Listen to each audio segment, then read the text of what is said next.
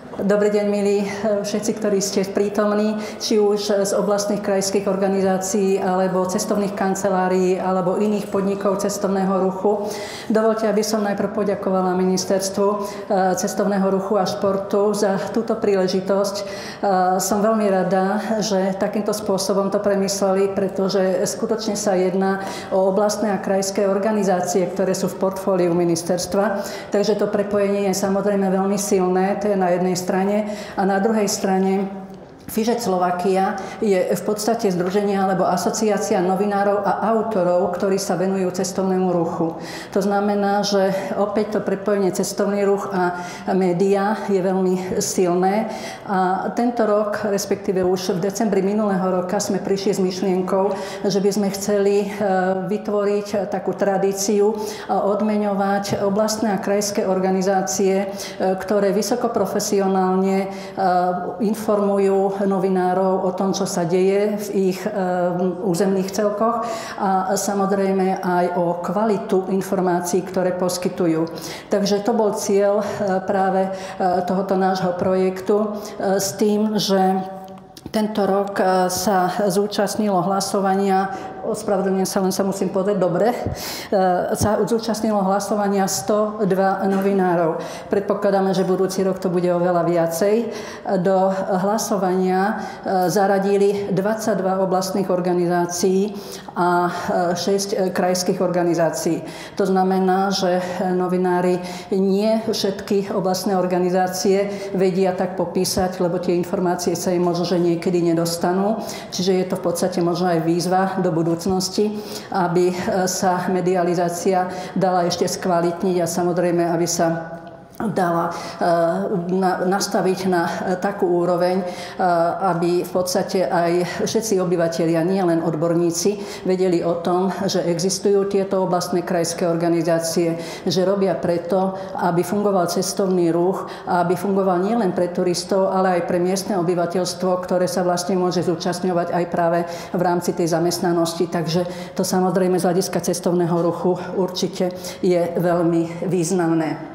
Ak dovolíte, ja by som už hneď aj pristúpila ku odmeňovaniu. S radosťou si dovolím oznámiť, že prvé miesto v rámci oblastných organizácií cestovného ruchu získala oblastná organizácia Trnava Turizm.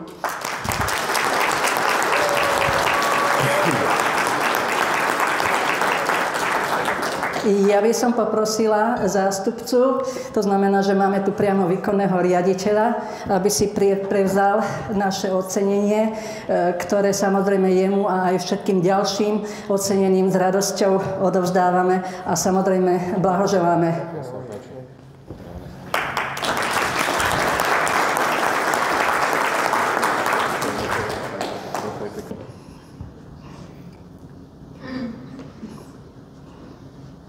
Ďakujeme pekne. Ešte raz blahoželanie. Druhé miesto, a samozrejme opäť veľké blahoželanie, smeruje do oblastnej organizácie Región Liptov.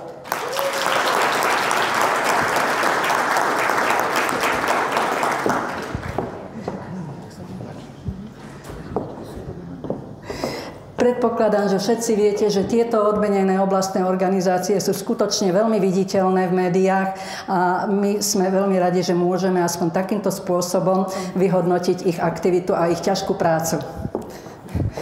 Takže ešte raz potlesk, ďakujeme pekne. No a ďalšia oblastná organizácia, ktorá získava ocenenie, Bratislavská organizácia cestovného ruchu BTB.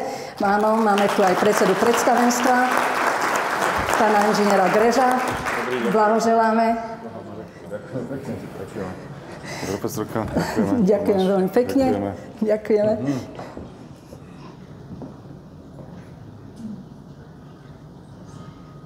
To je fotku s výkonným riaditeľom, tu máme tak. Tak sú rýchlo. Takže máme aj výkonného riaditeľa, pána inžiniera Tomáša Koniara. Tomáš, uchyťte. Dobre. Profesorka, idem. Dobre.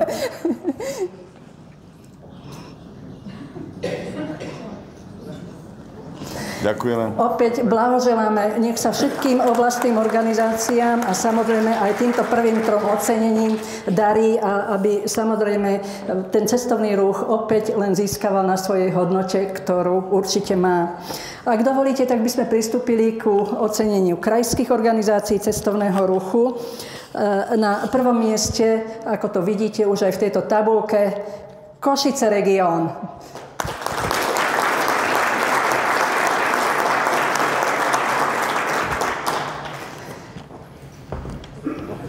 Opäť blahoželáme. Treba povedať, že novinári hodnotili z hľadiska kvality aj to, aké im vlastne informácie prichádzajú. To znamená, či sa jedná o tlačové správy, či sa jedná o obrázky, ktoré je možné použiť, či sa jedná o videá a tak ďalej a tak ďalej. Takže tá štruktúra tých informácií, ktoré dostávajú, bola vyhodnotená novinármi. Len s tým vás nechcem zdržiavať, ale aby ste vedeli, že to nebolo len o tom, že aha, dám hlas alebo nedám hlas, ale prečo dám hlas. Ešte raz blahoželáme a posielame pozdrav do Košíc.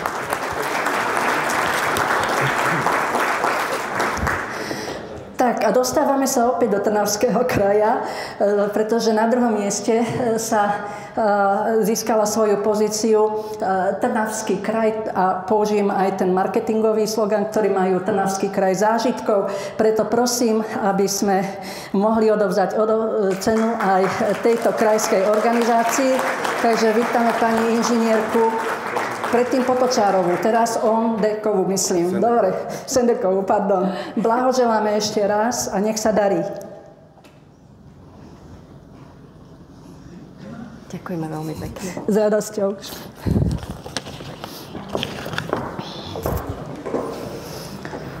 A opäť poputujeme na východ.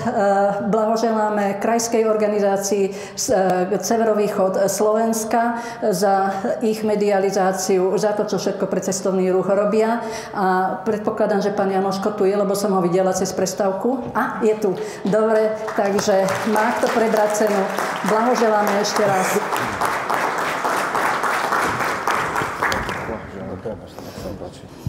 Blahoželáme. Ďakujem. Opäť foto.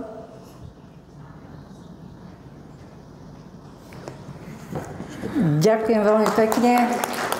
Zaujala nás poznámka, že niektorí novinári dostávajú veľmi pravidelne informácie od zahraničných zastúpení z Českej republiky, z Chorvátska, zo Spojených arabských emirátov, z Rakúska, sporadicky z Poľska. To znamená, že keď vedia ohodnotiť aj tieto zahraničné zastúpenia, tak si myslím, že určite budú vedieť ohodnotiť aj v budúcnosti oblastné a krajské organizácie cestovného ruchu. Zatiaľ takto ja vám blahoželám a želám, aby sa vám stále darilo. Dobrý deň.